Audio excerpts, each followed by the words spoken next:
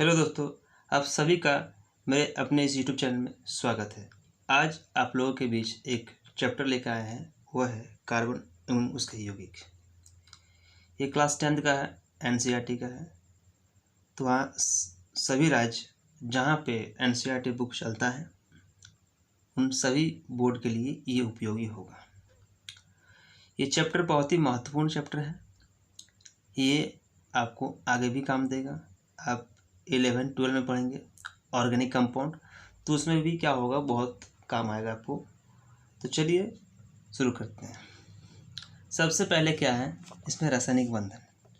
तो रासायनिक बंधन क्या होता है कि वे सभी रासायनिक बल जो किसी अणु में परमाणुओं को एक साथ बांध कर रखता है। ठीक है, अणु में परमाणुओं को एक साथ बांध कर रखता है, उसे रासायनिक बंधन कहते हैं, केमिकल बॉन्ड कहते हैं। ठीक है, अब देखिए केमिकल बॉन्ड जो है, अब जो रासायनिक बंधन है, कार्बन कार्बन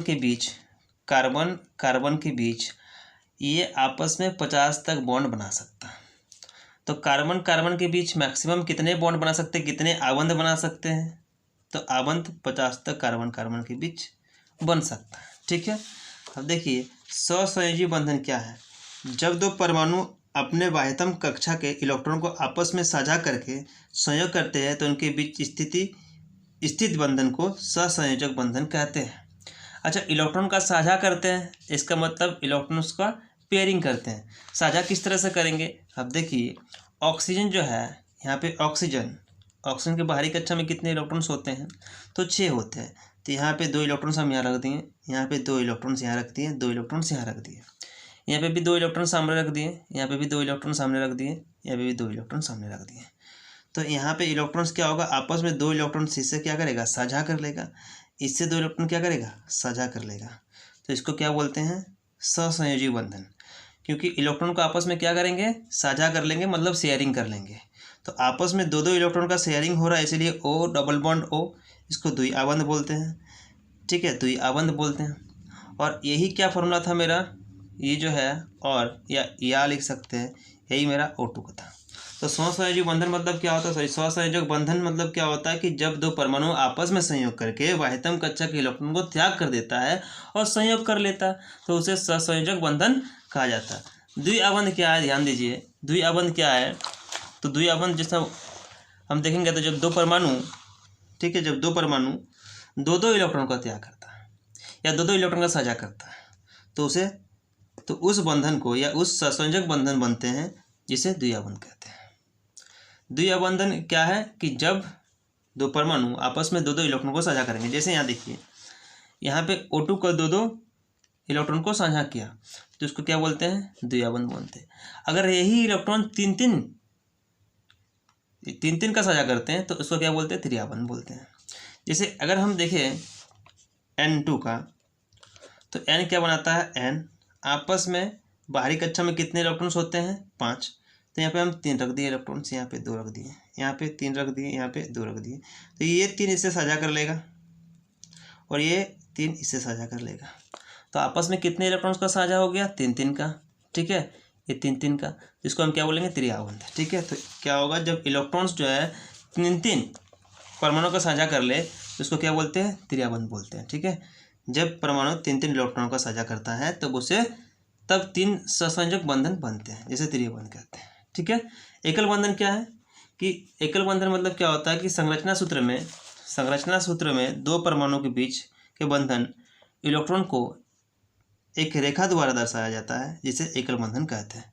जैसे एकल बंधन मतलब क्या होता है, सिंगल इस तरह से दिखाया जाता है। ठीक है, एकल बंधन मतलब क्या होता है, सिर्फ एकल बंधन का मतलब सिंबल इस तरह से होता है। द्विआबंध का मतलब क्या होता है, डबल बॉन्ड से होता है।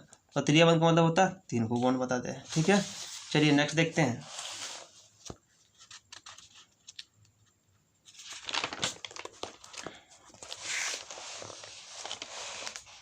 यहाँ क्या है, एल्काइन का सामान्य सूत्र क्या होता है। तो एल्काइन का सामान्य सूत्र क्या होता है, CnH2n-2।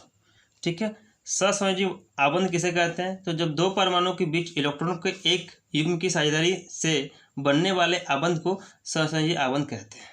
ठीक है, संतृप्त यौगिक क्या है, तो कार्बन परमाणु के मध्य केवल एक आबंध से जुड़े कार्बन के यौगिक संतृप्त यौगिक कहलाते हैं। मतलब कार्बन कार्बन के बीच क्या होगा, सिर्फ एक यौगिक से जुड़ा होगा, यानी सी और सी सिर्फ क्या ऐसा एक बॉन्ड दिखेगा, यहाँ से एक बॉन्ड से ही दिखेगा। ये हाइड्रोजन है, यहाँ पे भी हाइड्रोजन है, ये हाइड्रोजन है, ये हाइड्रोजन है, ये हाइड्रोजन है, ये हाइड्रोजन है, ये हाइड्रोजन है, ये हाइड्रोजन है। जब कार्बन कार्बन के बीच, ठीक है, देखिए यहाँ पे एक एक आबंध से जुड़ा हो, ठीक है, तो इसको क्या बोलते हैं, संतृप्त यौगिक। और अगर क्या हो कि जब कार्बन कार्बन के बीच क्या हो, दो या तीन आबंध से जुड़ा हो, क्या हो, दो या तीन आबंध से जुड़ा हो, कार्बन कार्बन यौगिक के बीच अगर 2 या 3 आबंध से जुड़ा हो तो उसे क्या बोलते हैं, असंतृप्त यौगिक कहा जाता है, ठीक है। अब देखिए ये एल्केनॉल का सामान्य सूत्र क्या होता है, तो CnH2n होता है, ठीक है। अब यहाँ देखिए एल्डिहाइड का सामान्य सूत्र क्या होता है, तो CnH2n+1 CHO। कार्बोक्सिलिक एसिड का या कार्बोक्सिलिक अम्ल का सामान्य सूत्र क्या होता है, CnH2n+1 COH। यहाँ देखिए कार्बोक्सिलिक अम्ल, यहाँ पे एल्डिहाइड एवं एल्कोनॉल सब में क्या है, CnH2n+1 कॉमन है, CnH2n+1 कॉमन है। यहाँ पे ऑल आ रहा है तो इसीलिए यहाँ पे क्या होगा, OH। यहाँ पे देखिए एल्डिहाइड आ रहा है तो एल्डिहाइड का सिंबल होता है CHO, और यहाँ कार्बोक्सिलिक अम्ल आ रहा है तो कार्बोक्सिलिक अम्ल का सिंबल होता है COOH, ठीक है। प्रकार्यतात्मक समूह बोलते हैं इसको। नेक्स्ट देखते हैं, 3 कार्बन परमाणु वाले एल्किन का नाम एवं सूत्र लिखे। तो 3 कार्बन परमाणु वाले एल्किन क्या होगा, प्रोपिन C3H6 होगा, ठीक है। एल्केन एवं एल्किन का सामान्य सूत्र क्या होता है, तो एल्केन का सामान्य सूत्र होता है CnH2n+2 और एल्किन का सामान्य सूत्र है CnH2n, ठीक है। अब यहाँ देखिए, यहाँ कभी भी जो N है वो N 0 से स्टार्ट नहीं हो सकता, ठीक है। अगर यहाँ 0 से स्टार्ट होता है तो C0H0 हो जाएगा, ऐसा नहीं हो सकता, ठीक है, ऐसा नहीं हो सकता, काहे कि आपस में ये बंधन नहीं बना पाएगा।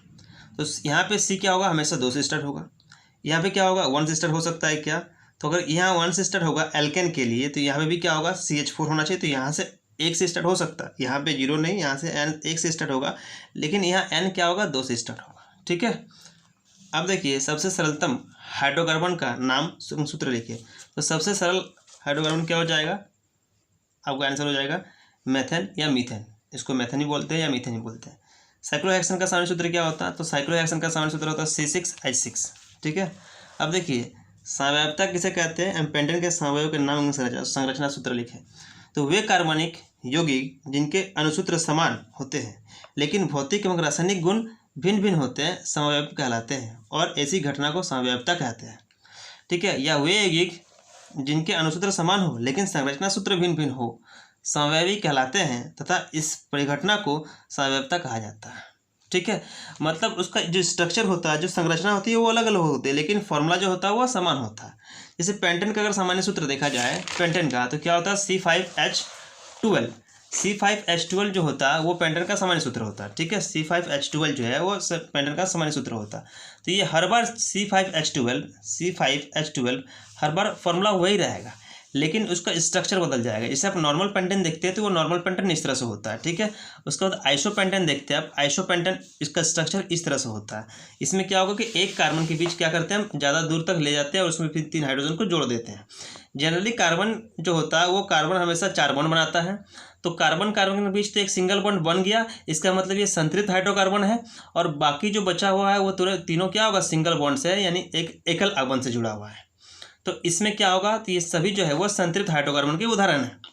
तो ये जो नॉर्मल पेंटेन है वो क्या है, ऐसे ही रहेगा कार्बन कार्बन के चेन के बीच और उसमें सारा हाइड्रोजन होगा। लेकिन इसमें क्या करेंगे, एक सी के बीच, चाहे वो सी यहाँ हो, चाहे ये सी यहाँ हो या उसके ऊपर हो, कहीं पे भी क्या करेंगे, एक सी को खींच के 3 हाइड्रोजन उसमें जोड़ देंगे, तो उसको क्या बोलेंगे, आइसोपेंटेन, ठीक है। अब इसमें क्या होगा फिर न्यू पेंटेन, ठीक है, न्यू पेंटेन। इसमें क्या होगा कि सी के ऊपर भी और नीचे भी क्या करेंगे, न्यू पेंटेन बनाएंगे।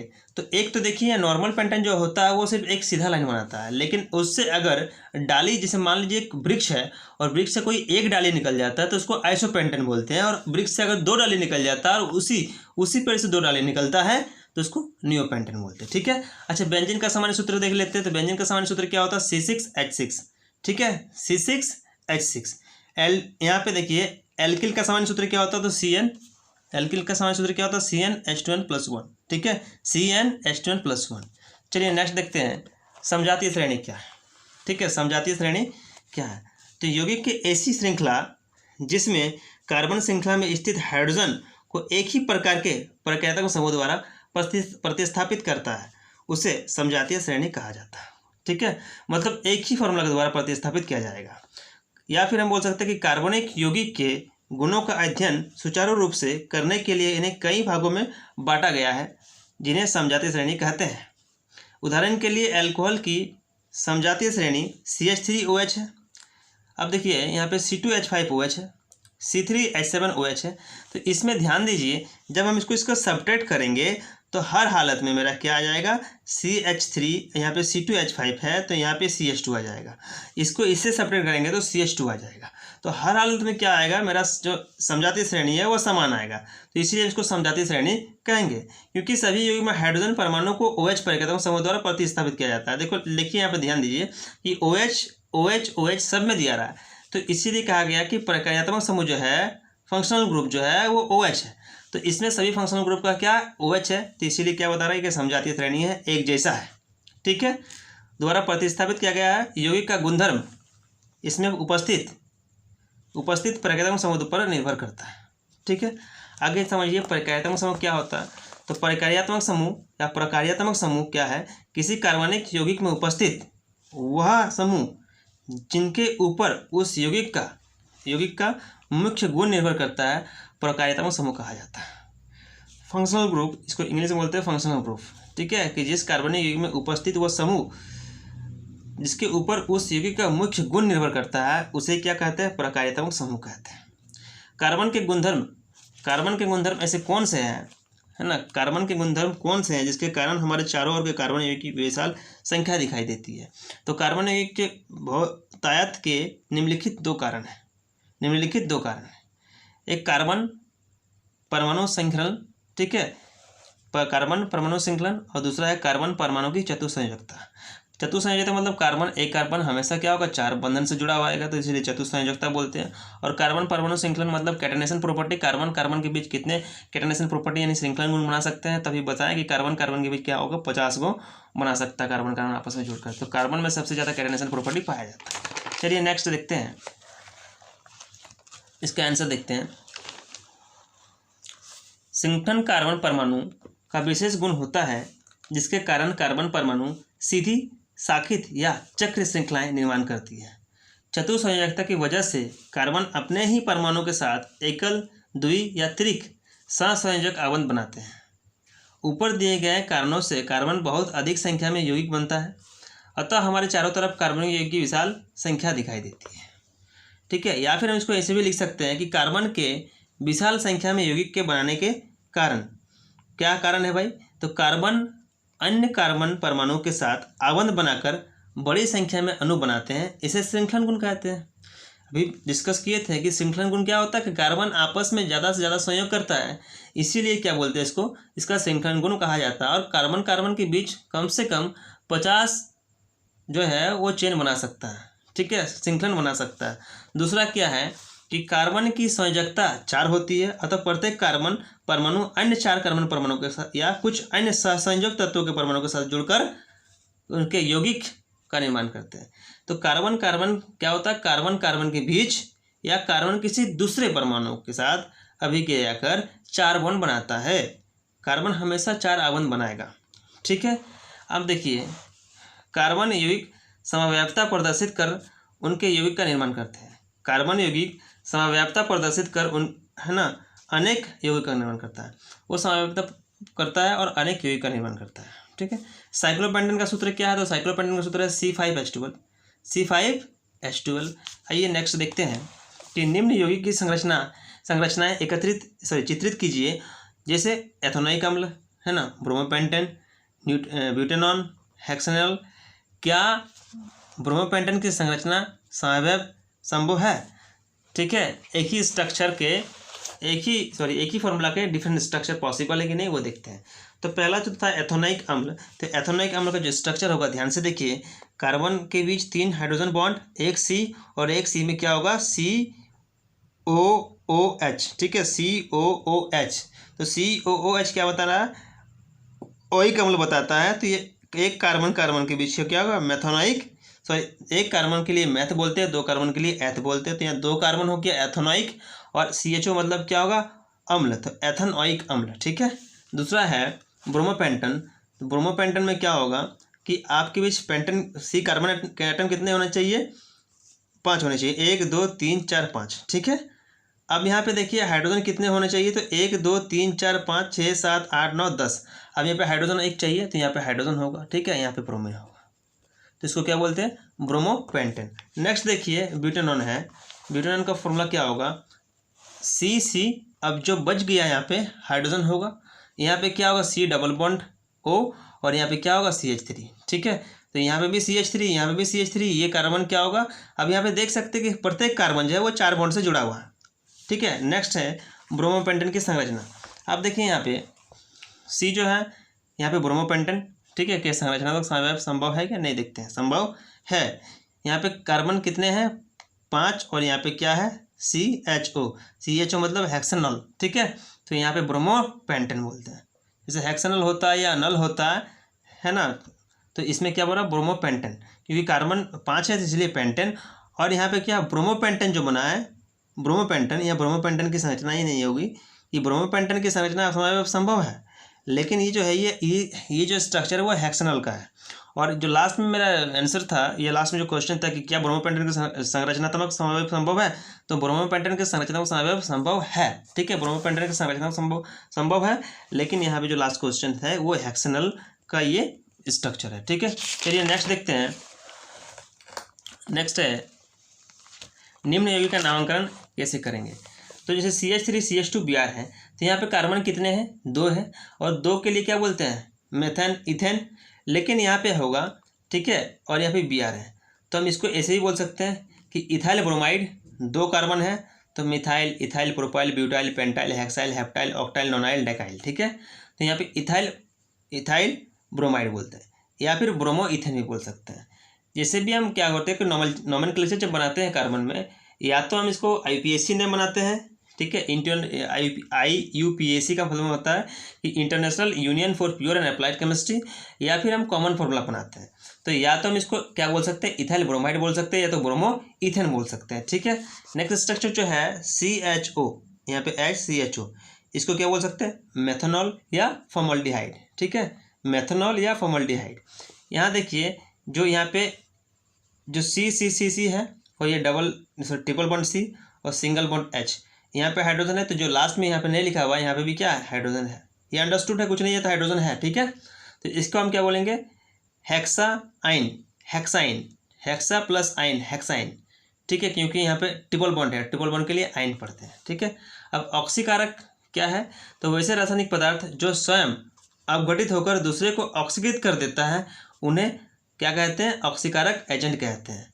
जैसे एग्जांपल में KMnO4, K2Cr2O7, ये ऑक्सीकारक एजेंट है। देखिए फिर संकलन अभिक्रिया सब क्या समझते हैं, वो रासायनिक अभिक्रिया जिसमें असंतृप्त हाइड्रोकार्बन के द्विआबंध एवं त्रिआबंध पर परमाणु का योग होता है, उसे संकलन अभिक्रिया कहते हैं। अब यहाँ ध्यान दीजिए एग्जाम्पल में कि C जो है वो डबल बॉन्ड के साथ क्या होता था, डबल बॉन्ड के साथ जुड़ा हुआ है, और इसमें हाइड्रोजन है।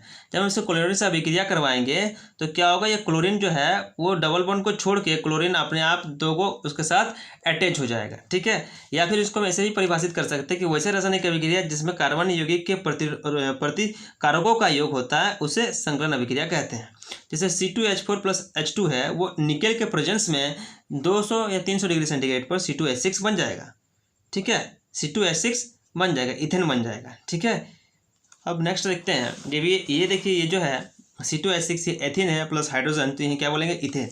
ठीक है, अब ये देखिए प्रतिस्थापन अभिक्रिया सब क्या समझते हैं, तो वैसे रासायनिक अभिक्रिया जिसमें अभिकारक के परमाणु तथा समूह यौगिक के साथ परमाणु अथवा समूह को विस्थापित कर स्वयं उसका स्थान ग्रहण कर लेता है, उसे प्रतिस्थापन अभिक्रिया कहते हैं। संतृप्त हाइड्रोकार्बन कम अभिक्रियाशील होते हैं। सूर्य के प्रकाश की उपस्थिति में मीथेन क्लोरीन के साथ प्रतिस्थापन अभिक्रिया करता है तथा हाइड्रोजन को विस्थापित कर देता है। ठीक है, जैसे CH4 और Cl2 ये रिएक्ट नहीं करता है, लेकिन जब इसको सूर्य की उपस्थिति करवाया जाए, सूर्य के प्रकाश की उपस्थिति जो हो, तब ये क्या होगा, methyl chloride plus hydrogen chloride बनेगा। ठीक है, नेक्स्ट क्वेश्चन है कि एथेनॉल से एथेनोइक अम्ल परिवर्तन को ऑक्सीकरण अभिक्रिया क्यों कहते हैं। तो एथेनोइक अम्ल में एथेनॉल की तुलना में एक ऑक्सीजन परमाणु अधिकतर और 2 हाइड्रोजन परमाणु कम होते हैं। ऑक्सीजन की वृद्धि तथा हाइड्रोजन की कमी वाली रासायनिक अभिक्रिया कहलाती है। ठीक है।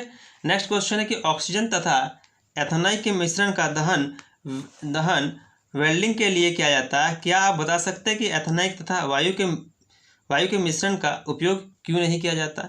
उसका उत्तर देखिए कि वायु में नाइट्रोजन तथा अन्य निष्क्रिय गैस होती है जो एथेनॉइक को दहन के लिए ऑक्सीजन की प्रचुर प्रपूर्ति को बाधित करती है। इसीलिए एथाइन के दहन के लिए वायु का उपयोग नहीं कर सकते। ठीक है। नेक्स्ट क्वेश्चन देखिए, प्रयोग द्वारा अल्कोहल एवं कार्बोक्सिलिक अम्ल को कैसे अंतर कर सकते हैं? अल्कोहल एवं कार्बोक्सिलिक अम्ल में निम्न प्रकार से अंतर किया जा सकता है। अल्कोहल तथा सोडियम कार्बोनेट की अभिक्रिया कराने पर कोई गैस नहीं निकलती है। तो जब कोई गैस नहीं निकलेगा तो हम क्या कर लेंगे, इसको पता कर लेंगे। एथेनॉइक अम्ल की सोडियम कार्बोनेट से अभिक्रिया कराने पर, है ना, सनसनाहट के साथ CO2 गैस बनाती है जो चूने के पानी को दूधिया कर देती है। जो चूने के पानी को क्या कर दूधिया कर देगा, सफ़ेद जैसा कर देगा। ठीक है। नेक्स्ट क्वेश्चन है, साबुन और उपमार्जक में क्या अंतर है? ये BBI क्वेश्चन है। ठीक है, वेरी वेरी इंपॉर्टेंट। साबुन और उपमार्जक में क्या अंतर है? तो साबुन और उपमार्जक में अंतर देखते हैं। इसको इंग्लिश में बोलते हैं सॉप और इसको बोलते हैं डिटर्जेंट। ठीक है।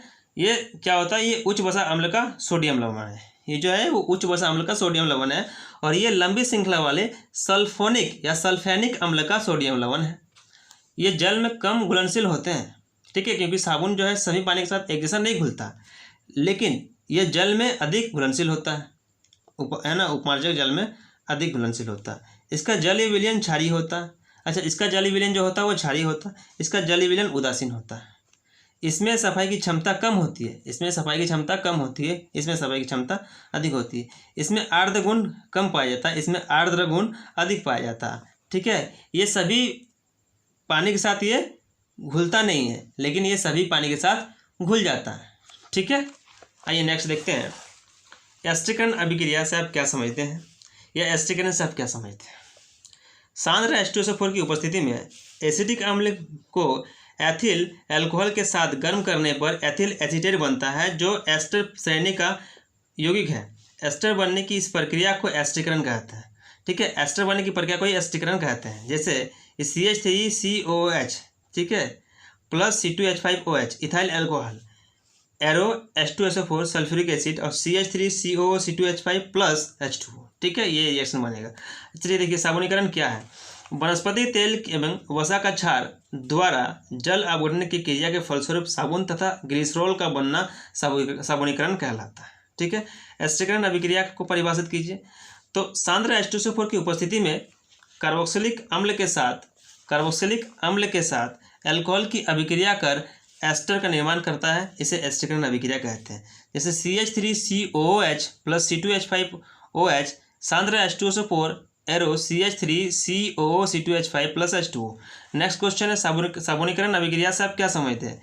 एस्टार अम्ल या क्षारक की उपस्थिति में अभिक्रिया कर अल्कोहल एवं कार्बोक्सिलिक अम्ल बनाता है। इस अभिक्रिया को साबुनीकरण अभिक्रिया कहा जाता है, क्योंकि इससे साबुन तैयार किया जाता है। ध्यान दीजिए, रिएक्शन CH3COO C2H5 एरो में होगा NaOH C2H5OH प्लस CH3COOH। ठीक है। नेक्स्ट क्वेश्चन देखिए, नेक्स्ट क्वेश्चन है कि एथेनॉइक अम्ल का सूत्र लिखे। तो CH3COH एथेनॉइक अम्ल का सूत्र है, ये भी इंपॉर्टेंट है। ठीक है। नेक्स्ट क्वेश्चन है कि एथेनॉल और एथेनॉइड का सूत्र लिखे। तो एथेनॉल का होता है C2H5OH और एथेनॉइड का होता है CH3COO C2H5। CH3COO C2H5 इसको क्या बोलते हैं? एथाइल एथेनॉइड। ठीक है। क्या आप डिटर्जेंट का उपयोग कर बता सकते हैं कि कोई आम जल कठोर है अथवा नहीं? तो नहीं, क्योंकि डिटर्जेंट क्या होता है, चाहे वो सॉफ्ट हो चाहे वो हार्ड हो, वो सभी पानी के साथ एक जैसा बिहेवियर करता है, एक जैसा बर्ताव करता है। तो हम ये नहीं बता सकते हैं। आंसर लिखिए, देखिए कि नहीं, क्योंकि डिटर्जेंट कठोर जल तथा मृदु दोनों तरह के जल के साथ ज़्यादा मात्रा में झाग उत्पन्न करता है। ठीक है। नेक्स्ट क्वेश्चन देखिए, लोग विभिन्न प्रकार से कपड़े धोते हैं। सामान्यतः साबुन लगाने के बाद लोग कपड़े से पत्थर में पटकते हैं, डंडे से पीटते हैं, ब्रश से रगड़ते हैं तथा वॉशिंग मशीन में कपड़े रगड़े जाते हैं। कपड़ा साफ करने के लिए रगड़ने की क्यों आवश्यकता होती है? तो साबुन से कपड़ा धोकर साफ करने के लिए रगड़ना या पीटना जरूरी है, क्योंकि जल में उपस्थित मैग्नीशियम और कैल्शियम के लवणों के साथ साबुन क्रिया करके अघुलनशील श्वेत दही जैसे पदार्थ बनाता है। यह पदार्थ कपड़ों पर चिपक जाता है। उसे हटाने के लिए ब्रश या हाथ से रगड़कर कपड़े को साफ करना जरूरी होता है। ठीक है, नेक्स्ट क्वेश्चन देखिए। क्वेश्चन है एक्सरसाइज से कि एथेन का आणविक सूत्र क्या है। तो एथेन का आणविक सूत्र क्या है, तो 7 संयोजिक आबंध बनाता है उसमें। ठीक है, इसमें है ब्यूटेन चतुर कार्बन यौगिक है जिसका परिक्रियात्मक समूह क्या है, तो जिसका परिक्रियात्मक क्या है, कीटोन है। ठीक है, खाना बनाते समय यदि बर्तन की तली बाहर से काली हो रही है तो इसका मतलब है कि क्या मतलब है, इसका मतलब है कि भोजन पूरी तरह से पका नहीं है, ईंधन की पूरी तरह से नहीं जल रहा है, ईंधन आर्द्र है, ईंधन पूरी तरह से जल रहा है। तो मेरा उत्तर क्या हो जाएगा, ईंधन पूरी तरह से नहीं जल रहा है। ठीक है, ये चल नहीं है, यहाँ पे जल रहा है। नेक्स्ट क्वेश्चन है क्वेश्चन नंबर 4। CH3Cl में आबंध निर्माण का उपयोग कर सहसंयोजक आबंध की प्रकृति समझाइए। CH3Cl की आबंध संरचना निम्न प्रकार के हैं। क्या है, CHHHCl, ये स्ट्रक्चर है इसका। ऊपर दी गई संरचना में 3 हाइड्रोजन परमाणु कार्बन में सहसंयोजक आबंध द्वारा जुड़े हैं। कार्बन तथा क्लोरीन के बीच भी सहसंयोजक आबंध है, लेकिन क्लोरीन कार्बन की अपेक्षा ज़्यादा इलेक्ट्रॉन ऋणात्मक है। ठीक है, ज़्यादा इलेक्ट्रॉन क्या है, ऋणात्मक है, ज़्यादा इलेक्ट्रॉन ऋणात्मक है, इसलिए यह एक ध्रुवीय सहसंयोजक आबंध बनाती है। CH3Cl एरो देंगे तो CH3+ और +Cl-। समझाती श्रेणी क्या है, उदाहरण के साथ समझाइए। तो यौगिक की ऐसी श्रृंखला जिसमें कार्बन श्रृंखला में उपस्थित हाइड्रोजन को एक ही प्रकार के प्रकार्यात्मक समूह द्वारा प्रतिस्थापित किया जाता है, उसे समझाती श्रेणी कहा जाता है। मेथनॉल का जैसे CH3COH और एथेनॉल का CH3CH2OH या फिर इसको C2H5OH भी बोल सकते हैं। प्रोपेनॉल का CH3CH2C2H2OH होगा, या फिर इसको हम बोलते हैं क्या बोल सकते हैं, जैसे यहाँ पे C2H5 बोल सकते हैं, यहाँ पे क्या बोलते हैं C3H7OH भी बोल सकते हैं। ठीक है, समझाती श्रेणी के सदस्यों के निम्न लिखित लक्षण है। सभी सदस्यों को एक समान सूत्र द्वारा प्रदर्शित किया जा सकता है। सभी सदस्यों को एक ही क्रियात्मक समूह होता है और प्रत्येक क्रमागत सदस्यों का अनुसूत्र में CH2 अंतर होता है। अब नेक्स्ट क्वेश्चन देखिए। भौतिक एवं रासायनिक गुणधर्म के आधार पर एथेनॉल एवं एथेनोइक अम्ल से आप कैसे अंतर करेंगे। तो भौतिक गुणधर्म के आधार पर एथेनॉल एवं एथेनोइक में अंतर क्या है, इसकी गंध मीठी होती है, इसकी गंध तीखी होती है, इसका गलनांक 156 केल्विन होता है, इसका गलनांक 290 केल्विन होता है, इसका क्वथनांक 351 केल्विन होता है, इसका क्वथनांक 391 केल्विन होता है। अब रासायनिक गुणधर्म के आधार पर चलिए अंतर निकालते हैं। तो एथेनॉल और एथेनोइक रासायनिक गुणधर्म के आधार पर ये उदासीन होता है, ये अम्लीय होता है। इसका लिटमस पत्र पर कोई प्रभाव नहीं पड़ता, ये नीले लिटमस पत्र को लाल कर देता है। यह Na2CO3 से अभिक्रिया नहीं करता है, ये Na2CO3 से अभिक्रिया करके सोडियम लवण एवं कार्बन डाइऑक्साइड गैस बनाता है। ठीक है, नेक्स्ट है ये कि सोडियम बाइकार्बोनेट के साथ अभिक्रिया नहीं करता है, ये सोडियम बाइकार्बोनेट के साथ क्रिया कर सोडियम लवण CO2 एवं जल बनाता है। ठीक है, नेक्स्ट क्वेश्चन देखिए। जब साबुन को जल में डाला जाता है तो मिश्रण का निर्माण क्यों होता है, क्या एथेनॉल जैसे दूसरे विलायकों में साबुन का निर्माण होगा। आंसर देखिए।